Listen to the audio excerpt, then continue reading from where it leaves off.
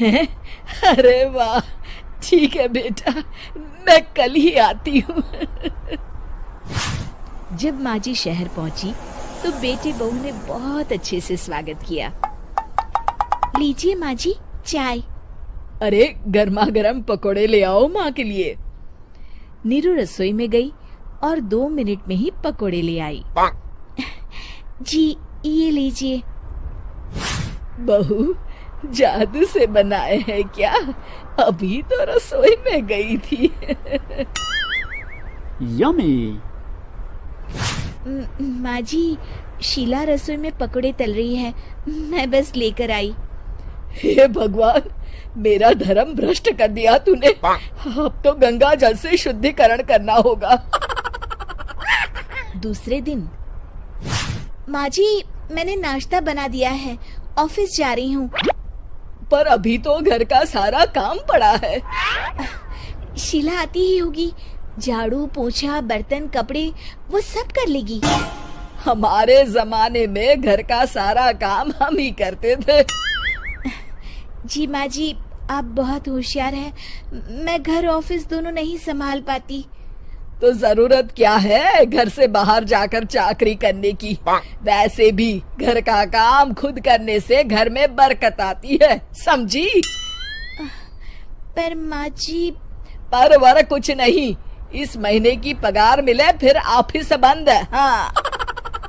रात को नीरू तेजस से कहती है, सुनिए जी, माँ जी बोल रही थी कि मैं नौकरी छोड़ दूं। वैसे ठीक ही तो है, अभी तुम्हें आराम की जरूरत है। फिर भी आराम कहाँ, शीला को छुड़ाने के लिए बोल रही थी। तो अब 24 घंटे में इतना काम तो कर ही सकती हो। पर जॉब पसंद है मुझे, घर पर मन नहीं लगेगा। अगले दिन जब दोनों ऑफिस के लिए निकल रहे थे, मेरी तो कोई कीमत ही नहीं है इस घर में। माँ जी आजकल महंगाई बहुत है, रहन सहन भी बदल गया है, दोनों नौकरी करते हैं तभी ठीक रहता है। अच्छा, तू कहना क्या चाहती है? मेरा बेटा तुझे बिठा के खिला नहीं सकता? तू ही इस घर का खर्च चला रही है, हैं? नहीं माँ जी, मेरा वो मतलब नहीं था। मतलब खूब समझती हूँ, ये बाल धूप में सफेद नहीं किए मैंने। हाँ। अब तो ये रोज का काम हो गया था। तेजस भी रोज की झिकझिक से परेशान हो गया था। एक दिन उसने कहा, नीरू वैसे भी तुम्हें मैटरनिटी लीव मिलने वाली है, तो अभी से ही छुट्टी ले लो। पर क्या, मेरी सैलरी अच्छी खासी है। आखिर नीरू ने रिजाइन कर दिया। जब बच्चा हुआ तो घर में सब बहुत खुश हुए। कुछ दिनों बाद तेजस फाइल देख रहा था। क्या हुआ तेजस, कुछ परेशान लग रहे हो? हाँ, वो हमारी जितनी सेविंग्स थी वो तो हॉस्पिटल में और छठी के फंक्शन में खत्म हो गई है नीरू। और अभी वैसे मंदी चल रही है तो मैं बोल रही थी कल मुन्ना को हेपेटाइटिस का टीका लगवाना है। नीरू क्या पोस्टपोन नहीं कर सकते? नहीं जी, बिल्कुल नहीं। अब तेजस को समझ में आ रहा था कि उससे गलती हुई है। पैसों की कमी का असर घर के माहौल पर भी पड़ रहा था। अगले दिन, बेटा मेरा चश्मा और ये दवाइयाँ ले आना, पर्चा देते हुए माँ जी ने कहा। जी। तेजस मुन्ना के लिए दूध का डिब्बा और डायपर भी ले आना, और ये किराने के सामान की लिस्ट है, इसे भी लाना है। तेजस गुस्से में लिस्ट मरोड़कर फेंकता है और चिल्लाता है, पैसे क्या पेड़ पर उगते हैं? ये ले आना, वो ले आना।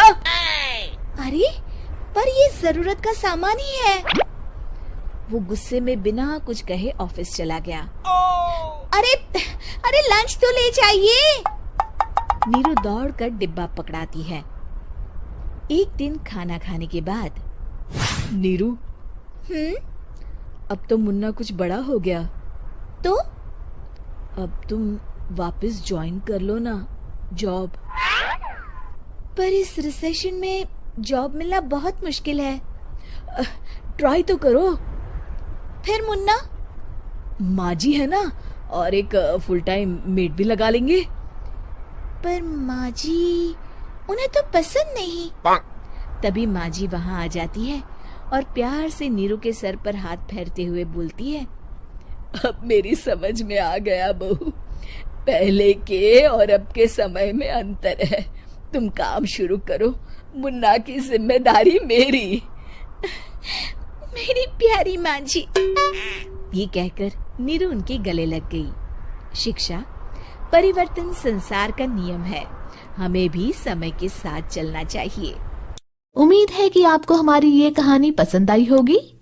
कृपया हमारे चैनल को सब्सक्राइब करें और सभी अपडेट्स के लिए बेल आइकन जरूर क्लिक करें। और हाँ, वीडियो लाइक और शेयर करना मत भूलिएगा।